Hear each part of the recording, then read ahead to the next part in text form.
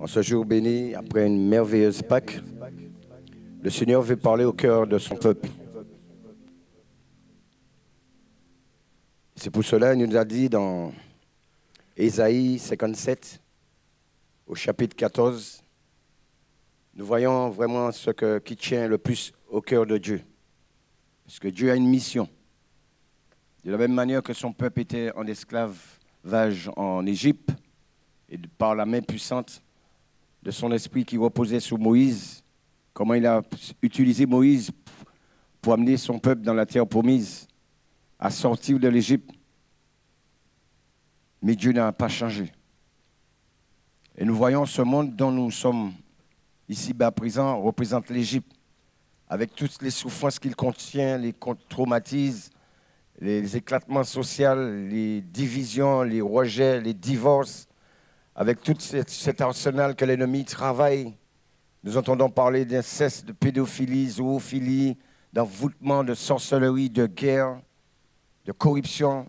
Nous voyons sur le chaos total et maintenant nous entendons parlant du Covid, l'anthrax, beaucoup de choses encore qui sont cachées, qui n'ont pas encore été révélées. Mais le Seigneur a dit, la terre entière sera remplie de la connaissance de sa gloire. Alors le Seigneur continue sous cette même lancée, en parlant à travers la bouche de Ésaïe, son prophète. Il dit, on dira, frayez, frayez, préparez le chemin, enlevez tout obstacle du chemin de mon peuple. Ésaïe 57, verset 14, à partir du verset 14. Oui. Alors, il continue, dit, car ainsi parle le Très-Haut, dont la demeure est éternelle et dont le nom est saint. J'habite dans les lieux élevés et dans la sainteté, mais je suis avec l'homme contrit et humilié. Là, le Seigneur a posé quelque chose d'important pour chacun de nous, devant en être conscient qu'il y a une urgence. Il y a une urgence parce que le Seigneur demande à ceux qui sont concertés, c'est-à-dire ceux qui sont ses consacrés, ses choisis, ceux dont il a établi pour une mission, ceux qui se reconnaissent en tant que son instrument de frayer et de préparer un chemin. Donc Dieu nous demande de préparer un chemin, c'est-à-dire que nous devons aller apporter cette semence dont nous recevons par la connaissance, par la révélation, par les enseignements que nous recevons ici et par la parole révélée, écrite dans la Bible. Dieu demande d'aller préparer le chemin. Beaucoup de personnes ne savent pas où trouver du secours. Beaucoup de personnes se retournent dans les traditions, dans les philosophies, dans toute espèce de sectarisme, dans des pratiques pour trouver des solutions. Et Dieu nous dit d'aller préparer le chemin, aplanissez les cœurs de tous ceux qui sont en souffrance. Dieu demande aussi d'aller éclairer, d'aller édifier. Donc il y a une urgence. Beaucoup dépérissent, beaucoup ne savent pas où choisir, quel chemin choisir, où proviendra le secours. Mais il s'est forgé un peuple, il s'est formé un peuple. Et il s'agit de nous tous les croyants. Il s'agit de nous tous qui sommes quotidiennement ensemencés par sa parole. Il dit, enlevez tout obstacle du chemin de mon peuple. Beaucoup sont encore captifs des incrédulités. Beaucoup sont encore captifs par la peur. Beaucoup n'osent même pas prier, même pas croire, même pas espérer. Beaucoup sont anéantis, captifs, prisonniers des tombeaux de cette société. L'orgueil les maintiennent captifs. Le rejet, ils ont vécu le rejet. Et ils deviennent eux-mêmes acteurs du rejet. Beaucoup sont dans la sécheresse, encore dans la vallée des ossements. Mais Dieu a parlé au prophète en disant au prophète Ézéchiel, ces eaux pourront-ils revivre? Dieu nous adresse cette parole aussi à nous. Les personnes que nous voyons dans des détresses, dans des chaos totaux, traumatisées, perdues, est-ce que ces personnes pourront revivre?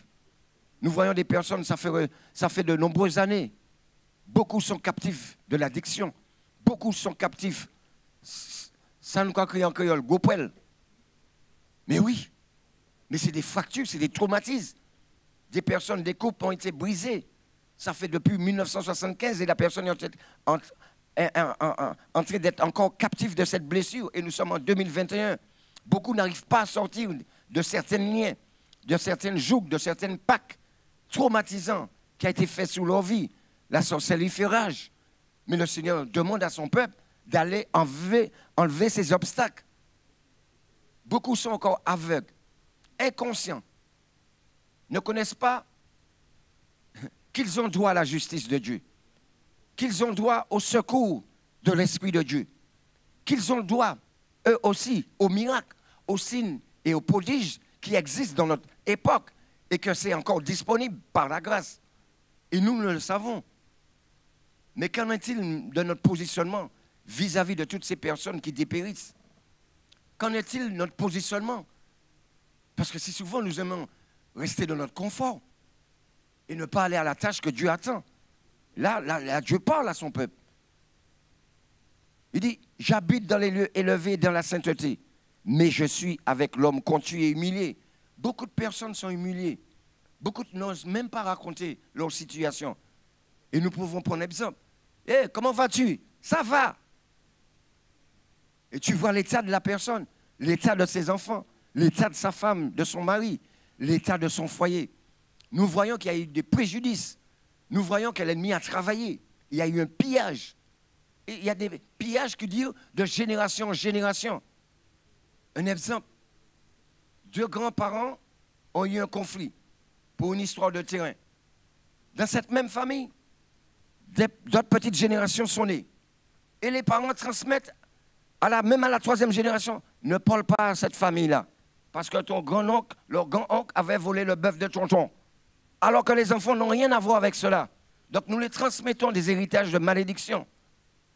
Mais le Seigneur a dit d'aller enlever ces choses, d'aller briser toute cette désolation. Donc le monde attend les fils et les filles de la révélation. Mais nous devons prendre à cœur cette tâche. Nous devons prendre à cœur que c'est à nous, l'Éternel demande toutes ces choses.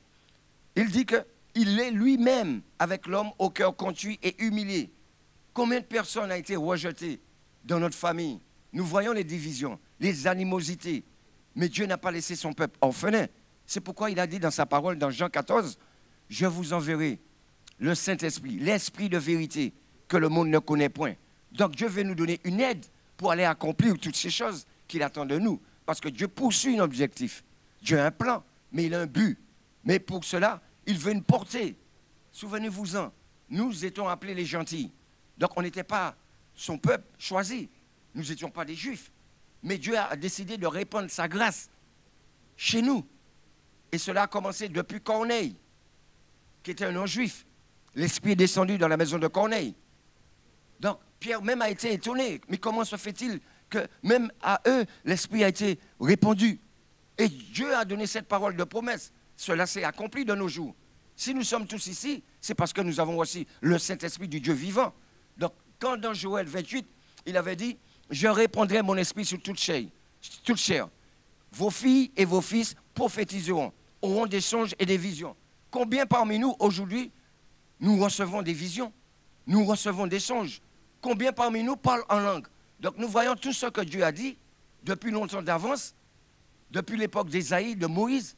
Toutes ces paroles prononcées s'accomplissent les unes après les autres. Donc, nous n'avons point à craindre de douter de celui qui ne peut mentir. Ce que Dieu a dit sur ta vie, il accomplira. Mais quel est ton positionnement face à tes réalités d'aujourd'hui, face à tes difficultés, face aux défis et aux challenges que Dieu met là devant toi? Parce que Dieu attend le fruit de nos œuvres, parce qu'il nous a choisis. Mais c'est pour que nous puissions aller accomplir ces œuvres dans cette génération, dans notre génération. D'où là où il nous a créés. Beaucoup sont en train de mourir. Nous avons beaucoup de nos connaissances que nous voyons comment l'ennemi est en train de travailler dans leur vie. Donc il y a une urgence. Et chacun de nous, des âmes sont attachées à nos appels par nos connaissances dans le domaine de notre travail. Nous connaissons du monde, dans des amitiés que nous avons, dans le quartier, dans la commune. Nous voyons, nous entendons. Donc nous ne pouvons pas faire, la pratique de l'autruche et rester insensible à cette douleur humaine. Et si nous regardons dans les rues de Fort-de-France simplement, combien de jeunes qui se retrouvent là dans le pillage de la vallée des ossements? Combien de jeunes filles et de jeunes hommes sont à Montgauville-Saint? L'esprit de folie travaille dans la psychiatrie. Et nous regardons comment, si souvent l'ennemi arrive à séduire l'Église, nous venons, alléluia, alléluia, un petit dimanche comme si, mais quand il faut un coup de la messe. Et nous oublions pourquoi Dieu nous a choisis et établis.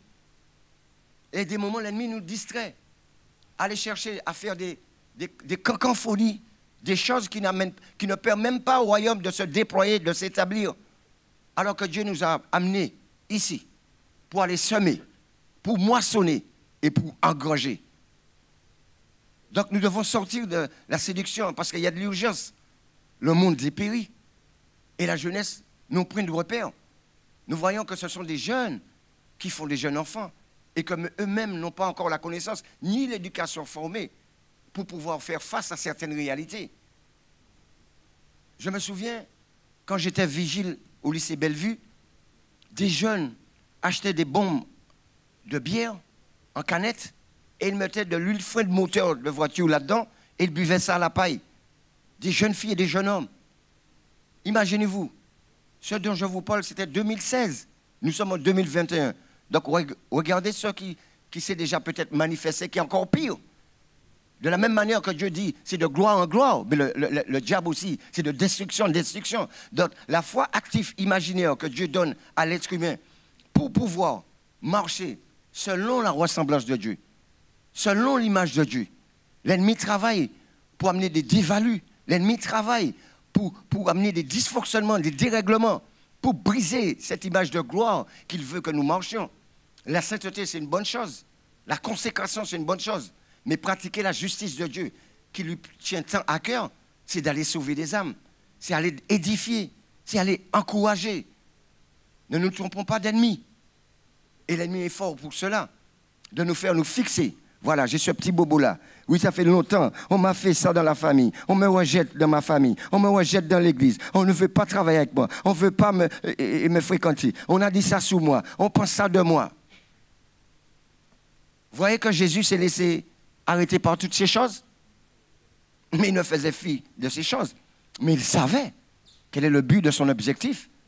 Le pourquoi Dieu l'avait permis d'être né sur la terre. Et quel était le but de la croix. Jésus regardait plus loin que la croix. Et nous-mêmes, nous devons nous charger de la croix. Charger de la croix, c'est de transpirer pour le royaume. C'est de vivre pour l'accomplissement de la parole, puis s'incarner et se matérialiser dans la vie de ton prochain que nous prétendons aimer. Donc nous devons nous lever. Christ fait justice pour nous. À plus forte raison que nous sommes le corps de Christ, nous devons nous faire justice pour les âmes qui souffrent. C'est une conjonction de coordination. Christ veut continuer à agir à travers nos vies. Beaucoup périssent. Beaucoup périssent. Alors le Seigneur nous demande et nous montre qu'il est là aussi afin de ranimer les esprits humiliés, afin de ranimer les cœurs contrits.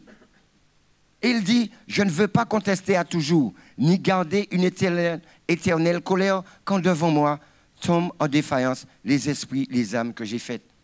Dieu est désolé, il est attristé, parce qu'il voit des âmes ont besoin de secours. Des âmes ont besoin d'amour.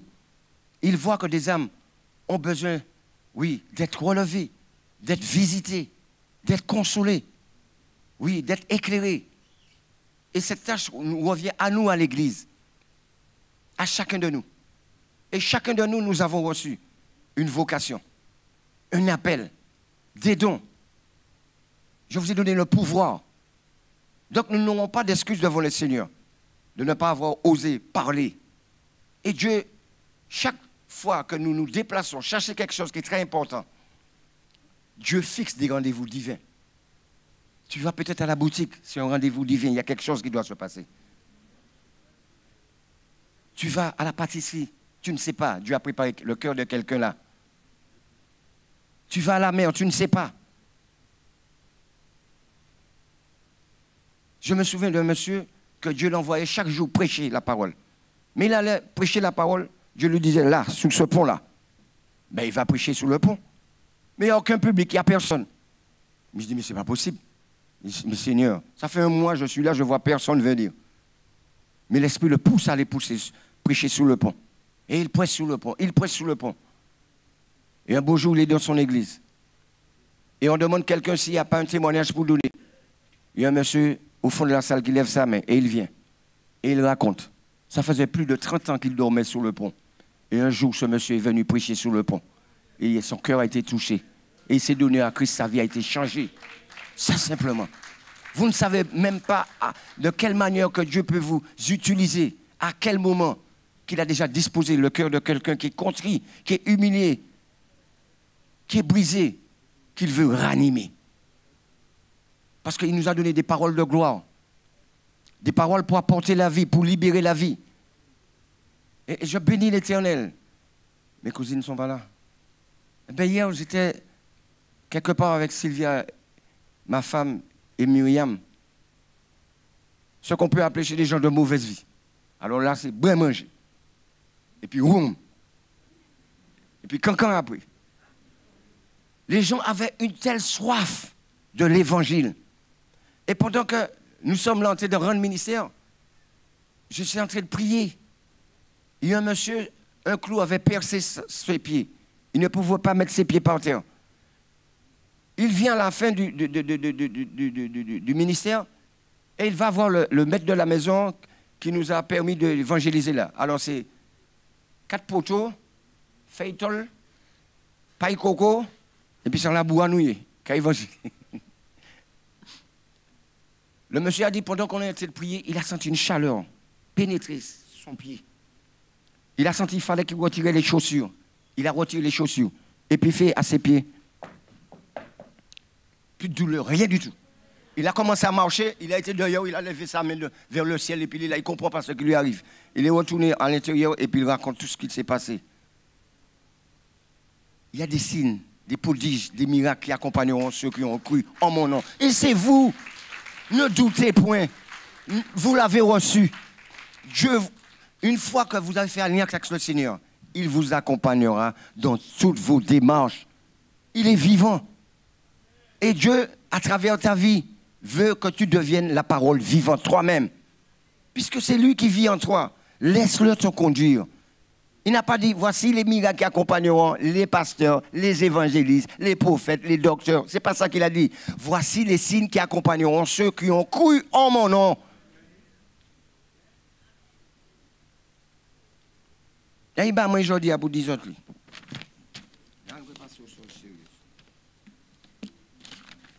Parce que l'ennemi fait un travail sur le peuple de Dieu. Et c'est souvent les pensées accusatrices de l'ennemi nous assaillent. Regarde toutes tes erreurs que tu as faites dans ta vie. Tu devais avoir honte de toi-même. Mais vous devez lutter contre ces choses et répondre, non, tu n'auras pas mon âme. Je peux tomber, mais la grâce de l'Éternel me relève. J'ai fait des erreurs, mais je reste enfant du Tout-Puissant. Tout le monde fait des erreurs. Le Seigneur a mis à cœur à vous parler de ces choses. Parce que c'est un enjeu spirituel. Nous devons briller. Même dans tes faiblesses, tu dois briller. Et l'opinion des personnes. Alors là, voilà notre problème. Ça, il faut que je parle de ça. Vous n'avez pas besoin que tout le monde soit d'accord avec vous. L'essentiel, c'est que Dieu le soit. Parce que cela crée des frustrations en nous. Vous me comprenez? Acclamez Jésus, hein, ce n'est pas parole, moi, là. Bon. Alors ne laissez personne vous décourager. Même les experts peuvent se tromper. Les experts les plus qualifiés peuvent se tromper. Donc gardez l'assurance de votre salut. Vous n'êtes pas seul à accomplir votre rêve. Dieu n'aura pas mis un projet dans votre cœur s'il n'avait pas déjà prévu sa réalisation. Regardez Joseph. Dieu lui avait donné une vision. Mais vous voyez comment les circonstances, les réalités qui se sont dressées devant lui, il a été vendu, jeté dans un trou, jeté dans une prison. Et Dieu lui avait donné un projet, un rêve. Dieu l'a réalisé.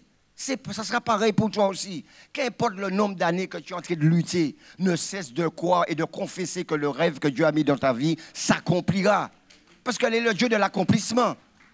Et des moments, Dieu nous place dans un pâturage et nous doutons même de la bénédiction dans le pâturage que nous sommes. Aussi bien que vous êtes là, ici, présent, avec vos réalités, vos difficultés, vos soucis, vos incertitudes, vos inquiétudes, ce qu'il a dit, il accomplira. Il accomplira. Donc soyez patients. Alléluia. Alors ne laissez personne, ni Satan, ni vos inquiétudes, ni vos soucis,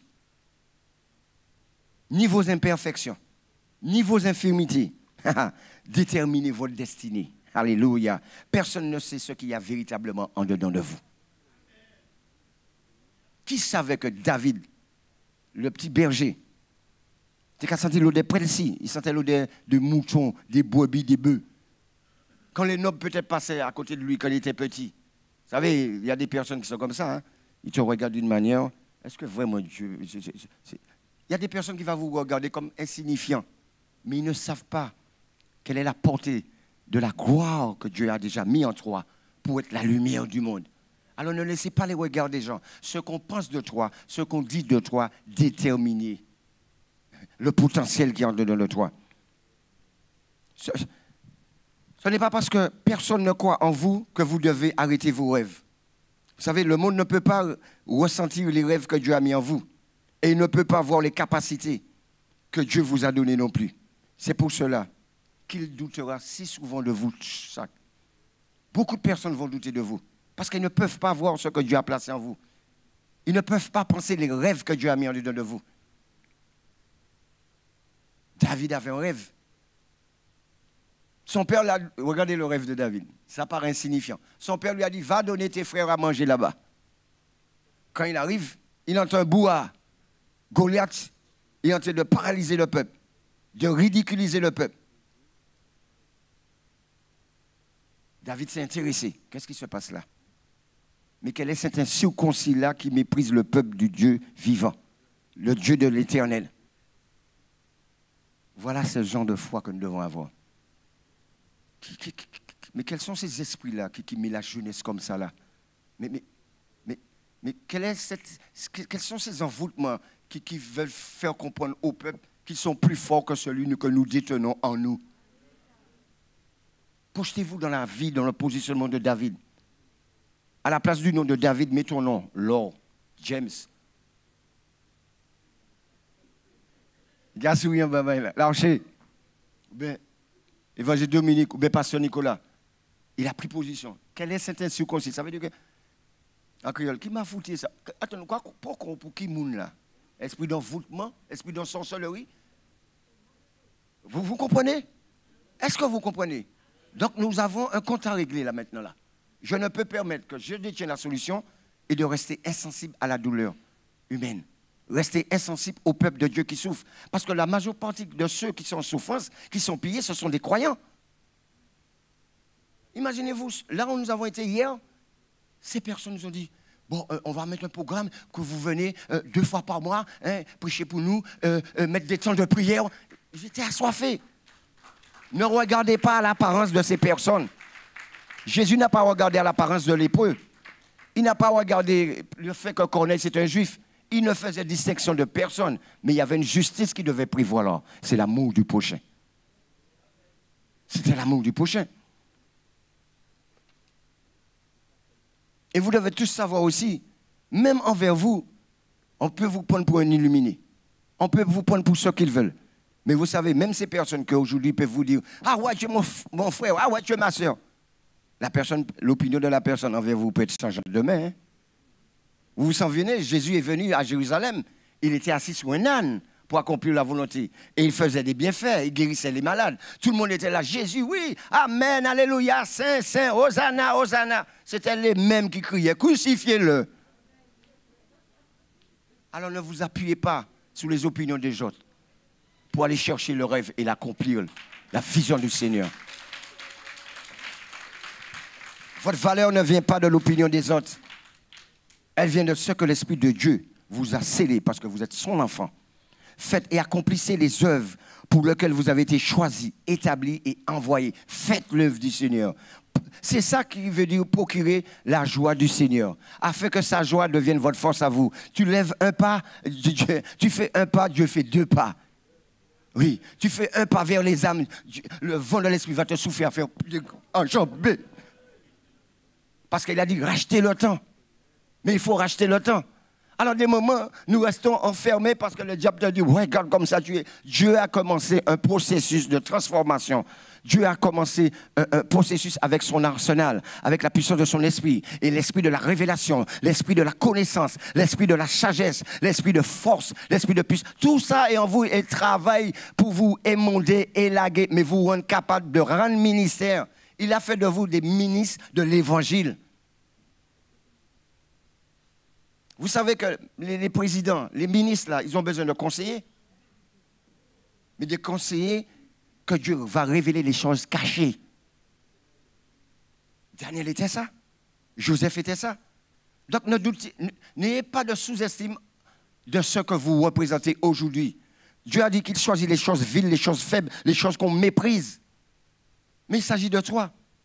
Donc, à ses yeux, Dieu veut confondre les hommes sages de ce monde. Mais tu fais partie de ceux que Dieu va prendre plaisir à investir en toi. Oui. Et c'est principalement vous qui devez avoir conscience de votre valeur. Ce n'est pas les autres qui doivent avoir conscience de votre valeur. C'est toi-même par rapport à ce que Dieu dit de toi, par rapport à ce que Dieu a révélé. Je ferai de toi une créature merveilleuse. Tu es une plantation pour servir à ma gloire. Vous êtes un terrain bête de justice. Tu es mon élu. Vous êtes un saint sacerdoce royal. Une race élue. Dieu a parlé. Dieu a dit, je répandrai mon esprit sur vous. Vous recevrez une puissance. Je vous ai donné le pouvoir. Mais habitez-vous de toutes ces choses. Mais vivez toutes ces choses. Répandez toutes ces choses. Manifestez toutes ces choses. C'est-à-dire, prenez l'atmosphère de la ville de Fort-de-France. Prenez l'atmosphère de là où tu habites. Prie pour que les sorciers soient désorganisés, déstabilisés. Prie pour que la femme stérile puisse enfanter. Prie. Regardez le Seigneur Jésus. Qu'est-ce qu'il a dit? Marie est venue. Je vous parle de l'accomplissement aujourd'hui. Parce qu'il faut que vous viviez l'accomplissement. Marie, la sœur Marthe est venue voir Jésus. Jésus, Lazare est malade. Cette maladie, c'est pour la gloire de Dieu. Il reste en paix, calme. Parce qu'il savait qu'il détenait la solution. On vient vous raconter des situations de votre famille. Restez dans la stabilité de la paix. Parce que vous savez ce que vous possédez. Rien n'est impossible à celui qui croit. Ils sont repartis. Ils en voient encore. Jésus, Lazare est mort. Cette mort, il n'est pas mort. Je vais aller le réveiller. Ne laissez point les personnes, quand vous passez des difficultés, venir près de vous. Si vous avez ce problème, vous aider à pleurer. Tu n'es pas encore marié? Eh bien, depuis le jour, tu es déjà marié? Non, je n'ai pas encore d'enfant. Tu n'es pas encore marié? Non. Mais je vais réveiller mon mariage. Parce que tu sais qu'il y a un lieu spécifique pour toi. Un lieu où tu vas t'asseoir, t'agenouiller et élever des prières d'intercession, d'exaucement prophétique, parce que le Seigneur a promis et il a dit, tout ce que vous liez sera lié dans le ciel, tout ce que vous déliez sous terre sera délié. Mais comment tu crois cette parole? Aussi longtemps que ces paroles ne sont pas accomplies, confessez-les, saisissez-les par la foi. Si la prophétie tarde à s'accomplir, elle s'accomplira. Mais pendant qu'elle n'est pas encore accomplie, forge-toi un caractère de disciple. Forge-toi un caractère de Jésus. Devenez imitateur de Jésus. Alléluia.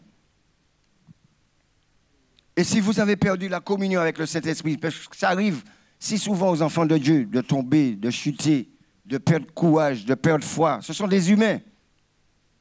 Aidez-les à se relever. Mais pas y jouer en bobo, à bouba, coup de boutou. Et puis par l'évangile, ça que vous savez, Jésus n'a pas agi comme ça. Il a été un gentleman. Femme, où sont ceux qui t'accusaient? Parce que la femme n'a pas fait de l'adultère tout seul, ou tu nommes là? Elle n'a pas fait d'adultère tout seul. Mais Jésus voyait plus loin que la réalité de cette femme. Elle avait peut-être subi de l'inceste dans son enfance. Elle avait été peut-être liée par un esprit de sirène des eaux. Est-ce qu'elle n'a pas été violée quand elle était petite? Qui sait? C'est facile d'accuser ceux qui souffrent ou bien ceux qui sont en état de faiblesse.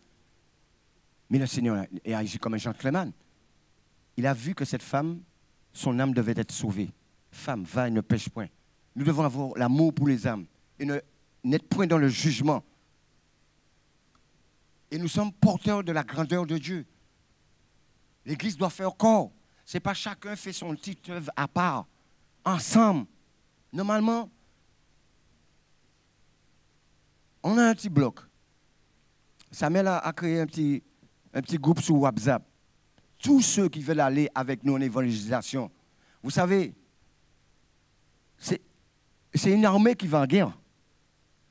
Donc quand nous allons en évangélisation, tous ceux qui veulent y aller, appelez Samuel, venez avec nous. Parce que quand nous venons, nous sommes allés à peu près 6. Ma femme, mes enfants, mes 2 cousines.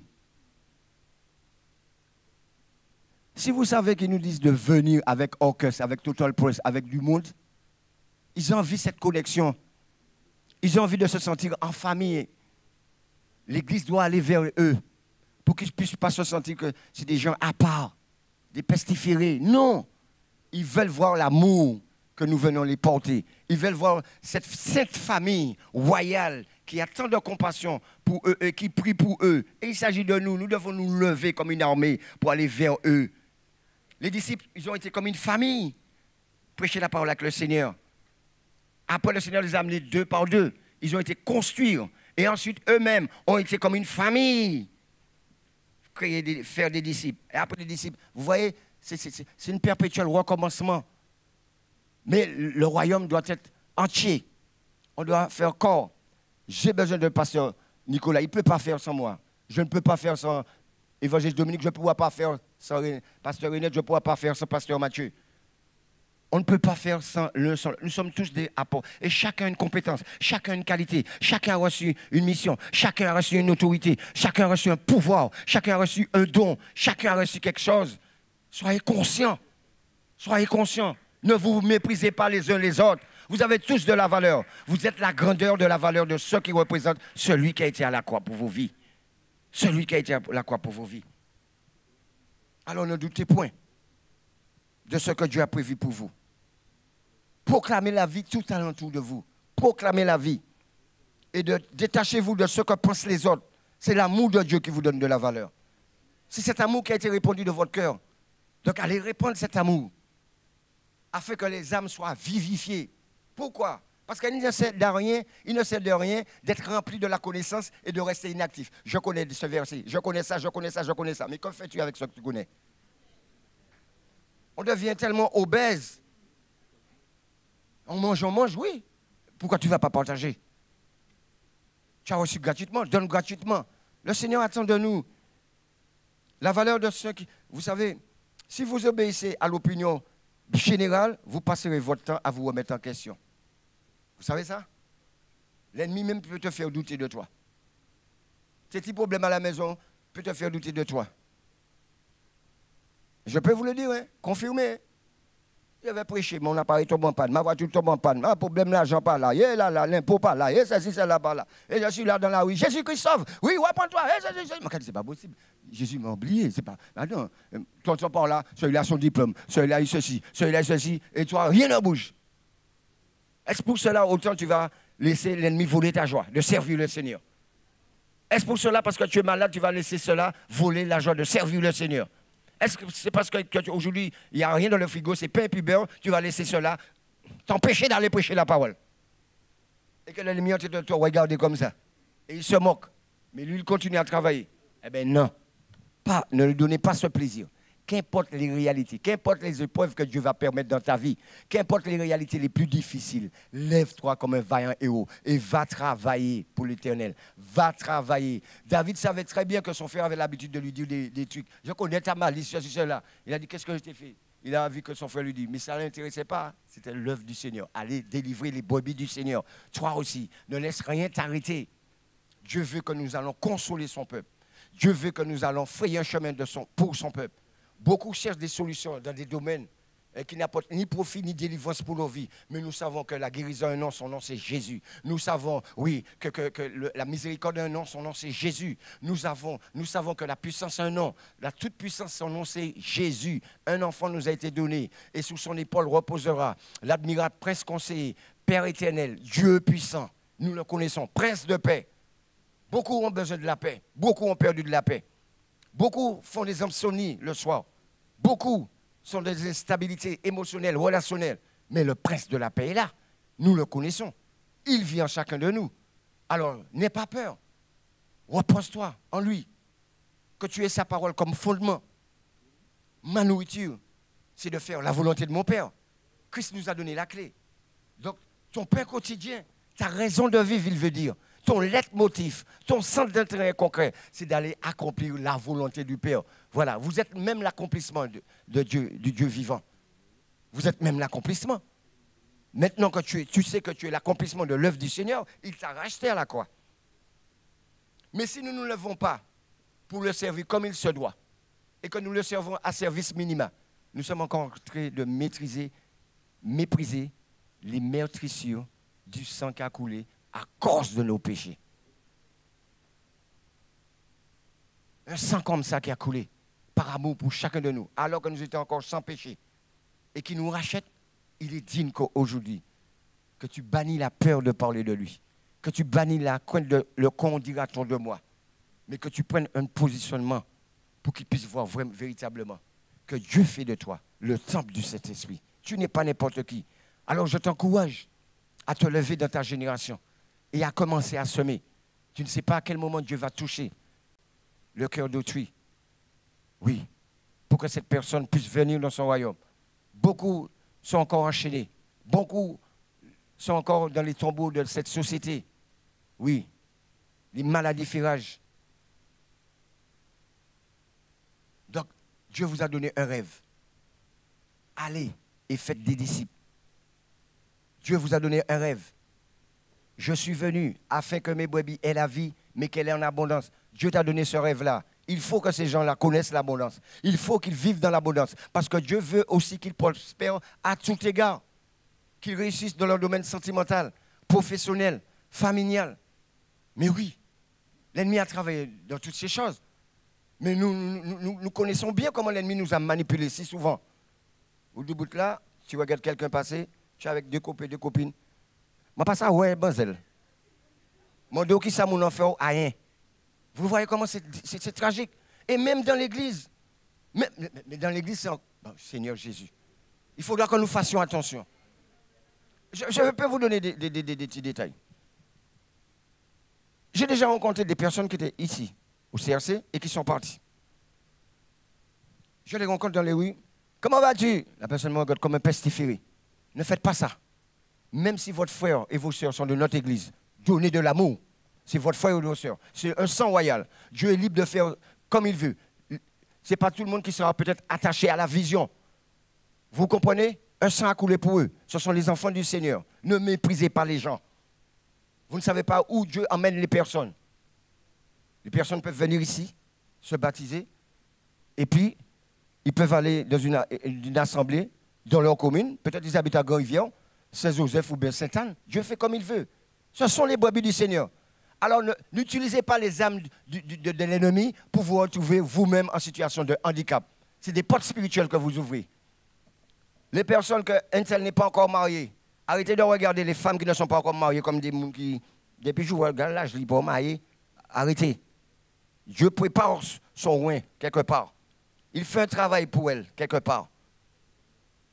Les hommes aussi, arrêtez de regarder les hommes n'importe comment. Parce que nous avons aussi ce petit défaut. Nous ne voulons pas aborder n'importe qui. Nous parlons de n'importe qui mari. Il faut nous garder pédigré avant. Attention.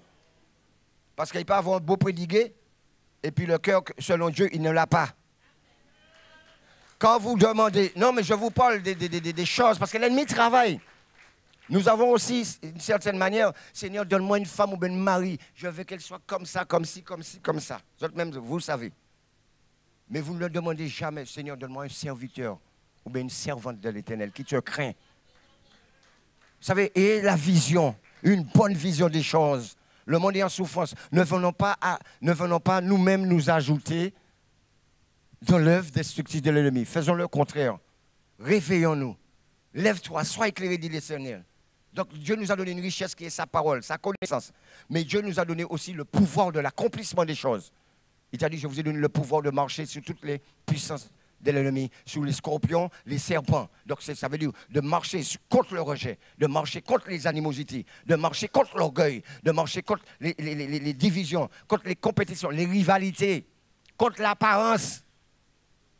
Parce que des moments, nous pouvons être chrétiens, puis nous comprenons nous anciens, et puis nous plus saints par ces personnes. Faites attention. L'accomplissement de la parole ne se passe que de sa volonté avec la communion du Saint-Esprit, qui est un esprit saint, et des pensées saines, des confessions saines, un amour sain, oui, des amitiés saines. Voilà. Parce que si souvent, vous savez, je vais m'arrêter sur cela, nous aimons fréquenter ceux qui nous ressemblent. Nous aimons travailler avec des gens qui nous plaisent. Nous aimons aussi, être avec des personnes qui sont comme nous. Ce n'est pas ça que Dieu a fait. Il a fait le contraire des choses. Au contraire, c'est les gens de mauvaise vie qu'il veut réunir. Parce que là qu'il est venu nous chercher, nous partons bonnes pièces. Et le travail du processus n'est pas encore fini en nous. Donc soyons humbles et soyons dans la joie. Quand on voit que Dieu fait venir un bon, soyez dans la joie parce qu'il rentre dans le bon pâturage. Soyez dans la joie quand la prostituée vient. Soyez dans la joie quand le drogué vient. Soyez dans la joie quand l'alcoolique vient. Soyez dans la joie quand celui qui a un gros poil vient. Soyez dans la joie quand Dieu permet que les structures d'addiction se créent.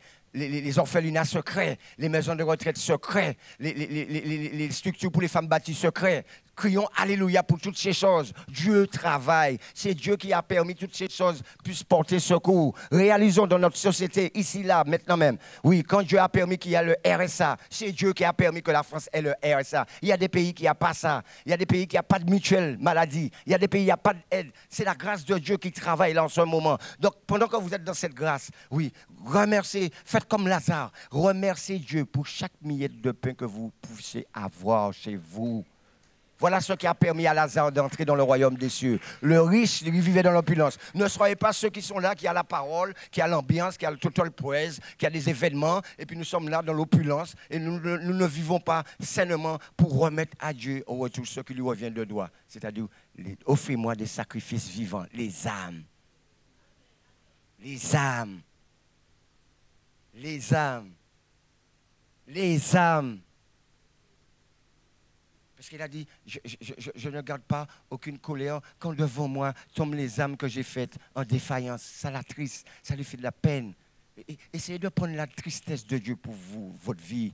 Partagez cette tristesse qu'il a. Prenez ça à cœur et vivez ça. Et allez pour arracher, allez pour bâtir, allez pour semer, allez pour relever. Aider celui qui est tombé à se reconstruire. Oui, si souvent quand je vais voir les prostituées, je ne sais pas parler espagnol, mais je prie pour eux en français ou bien en créole. J'entends après, quand j'ai fini, Amen. Ils disent Amen. Ils savent ces bonnes choses. Ah, pasteur. Moi, pas comprendre rien, mais je vais prier pour eux. Oui, je leur donne de l'amour. Il y a des gens qui me disent, ah, ces personnes-là, ils sont sur le trottoir, ils font des vices pour avoir de l'argent. Tu leur donnes un peu de manger, tu leur donnes des choses. Non, ces gens-là, ils devaient mourir. J'entends des paroles sur les prostituées, alors que ce sont leurs propres frères, leurs cousins, leurs tontons, même leur mari va les visiter. Par des injustices. Eh bien, moi, je vais pour apporter la parole, apporter l'amour, apporter l'espérance. Oui, tu es une créature merveilleuse. C'est-à-dire qu'il faut voir plus loin que leur réalité présente. Voir plus loin, voir alors qu'ils méritent la résurrection, voir que leur âme doit être sauvée. Il faut aimer les âmes. Il faut aimer les âmes. Rentrez dans cette dimension, aimer les âmes. Rentrez dans la dimension aussi d'aimer ceux qui sont alentour de vous, à côté de vous, vos enfants, vos maris. Sachez que nous sommes passagers sous terre. Un AVC arrive si vite, un arrêt de cœur arrive si vite. Tu vas dormir, tu peux partir. Tu ne sais même pas à quel moment la mort t'appelle. Réjouissez-vous de chaque instant présent. Quand tu vois Miguel qui vient là, des moments, vous savez, il y a des moments où je viens prêcher, mais mes chaussures sont cochées là, et déchirées là. Alors, même si tu vois mes chaussures déchirées, faites ça. Gars, Miguel dit, ouais, c'est dit, vous avez mêlé. Soyez dans la joie de me voir, parce que peut-être demain matin, je ne serai plus là. Profitez de chaque instant présent que le Seigneur vous permet de vivre pour manifester de l'amour, manifester de la bonté. Parce qu'après, qu'est-ce qu'on dit? Voilà le corps qui passe. Le corps qui a passé. Et le Seigneur aime dire que la vie, c'est comme une fumée. Je me souviens, j'avais été avec Paul Williams, qui est chez Maryse, en Israël. Eh bien, sa mort m'avait touché. J'avais Faustin, c'était un ami aussi. Ça m'a touché. Pasteur Prudent qui venait à MDH. C'était le premier homme qui, quand je venais me baptiser, qui m'amenait partout avec Mathieu témoigner dans toute la Martinique. Eh bien, quand il est parti, et pourtant, quelques semaines avant, il m'appelait Miguel. Comment on va venir, Miguel? Hey, il faut monter, il faut monter. Il m'a dit oui, je mais action sociale par-ci, action sociale par-là. Quand il est parti, j'ai dit, mais ça alors. Vous voyez, on peut avoir regretté de ne pas avoir eu le temps de dire, peut-être à petit Samuel, Samuel, moi bien content, moi, on l'aura marché. Samuel, tu m'as dit, Nicolas, Nicolas, très guédé, j'aime le taquiner. Je profite de. Moi, pas mêlé, je profite de vivre. Parce que je sais que le Seigneur m'a accordé un petit temps seulement. Le Seigneur vous a tous accordé un petit temps. Profitez de répandre l'amour, ce dont vous a donné. Parce que toutes ces choses, ça va être noté. Et quand vous allez monter vers lui, il a dit, viens mon fils. Alors, ouais, tu n'as pas cessé d'aimer malgré qu'on te rejetait. Tu n'as pas cessé de donner de l'amour à ceux qu'on jugeait.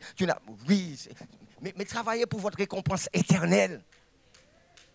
Travaillez pour votre récompense éternelle. Alors nous allons...